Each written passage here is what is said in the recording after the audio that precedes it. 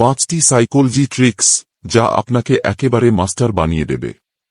1. কেউ যদি আপনার সঙ্গে তর্ক করার চেষ্টা করে, চুপচাপ থাকুন আর ধীরে উত্তর দিন। তখন সে নিজেই শান্ত হয়ে আপনাকে মন দিয়ে শুনবে।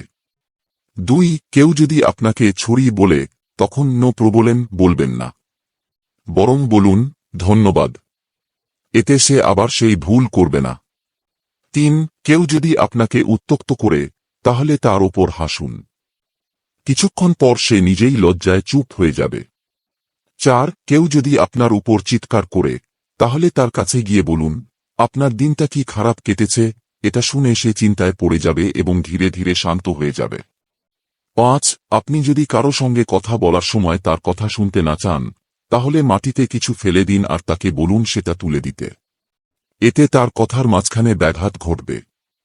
আর হ্যাঁ, হতে পারে এই প্রথম ও শেষবার আপনাকে বলছি, তাই আমাকে সাবস্ক্রাইব করে বন্ধু বানিয়ে নিন। সব সময় সঠিক পথ দেখাবো।